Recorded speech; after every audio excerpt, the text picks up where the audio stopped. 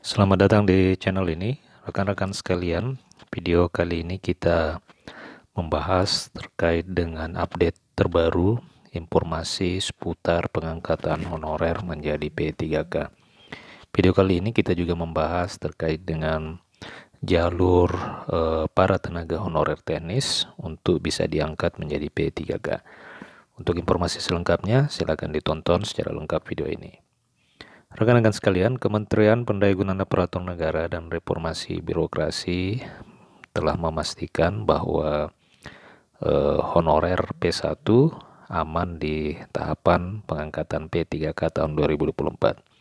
Mereka tetap diprioritaskan di dalam formasi P3K 2024. Itu yang dikatakan oleh Ketua Umum Persatuan Pegawai Pemerintah dengan Perjanjian Kerja, Teten Nur Jamil.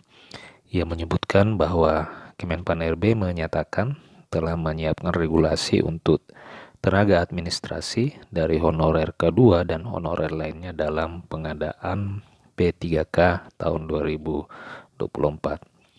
Ia mengaku lega dengan penjelasan detail dari pejabat Kemenpan RB soal kebijakan pengangkatan P3K 2024 yang ternyata masih berpihak kepada honorer dan honorer kategori P1 hasil seleksi P3K tahun 2021. Untuk honorer teknis, honorer tenaga teknis juga akan menyiapkan regulasi khusus bagi honorer teknis dan melalui 4 jalur. Jadi Kemenpan RB sudah memastikan bahwa tahun ini honorer tenaga teknis telah menyiapkan 4 jalur di dalam proses pengangkatan menjadi pegawai pemerintah dengan perjanjian kerja. Apa saja 4 jalur itu? Sebelum kita membahas itu, kepada rekan-rekan yang baru pertama kali menemukan channel ini, silakan ditekan tombol subscribe terlebih dahulu. Nyalakan tombol lonceng untuk terus mendapatkan update-update informasi terbaru seputar tenaga honorer, P3K, dan aparatur sipil negara. Nah, rekan-rekan sekalian, regulasi atau 4 jalur yang disiapkan Kemenpan RB untuk mengangkat honorer TNS itu yang pertama adalah operator sekolah umum operasional bagi SD dan SMP. Jadi ini kabar yang baik bagi operator sekolah karena pada tahun ini juga akan dibuka formasi operator sekolah bagi SD dan SMP. Kemudian yang kedua adalah honorer atau pengadaan tenaga usaha perkantoran dan non sekolah. Jadi tenaga usaha di sini tentu termasuk tenaga-tenaga administrasi dan penunjang operasional lainnya yang selain berada di sekolah. Jadi termasuk di perkantoran-perkantoran, kecamatan, kelurahan, dinas, badan, dan sebagainya. Jadi rekan-rekan sekalian, kemudian yang ketiga adalah pengelola pelayanan operasional. Jadi untuk pengelola pelayanan operasional ini dia menggunakan kualifikasi pendidikan D3 juga akan dibuka formasinya pada tahun 2024 ini. Kemudian yang keempat adalah penata pelayanan operasional atau S1 sederajat. Nah, penata pelayanan operasional ini merupakan jabatan fungsional yang bisa dilamar oleh tenaga teknis. Jadi rekan-rekan sekalian, kalau ada yang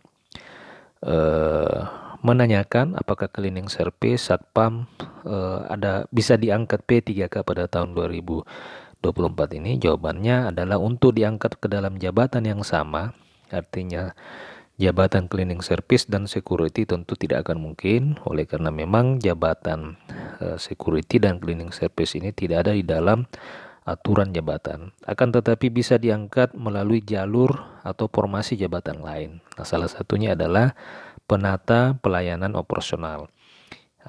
Rekan-rekan bisa diangkat di dalam jabatan ini. Untuk itu kepada rekan-rekan silakan simak formasi yang dibuka pemerintah daerah pada saat pembukaan atau tahapan pembukaan seleksi ini telah dibuka. Nah, rekan-rekan sekalian, sementara itu Kemenpan RB juga sudah menyatakan bahwa honorer lulusan SD sampai dengan SMA itu akan diberikan formasi. Otomatis penjaga sekolah yang berijazah SD sampai SMA bisa diakomodir.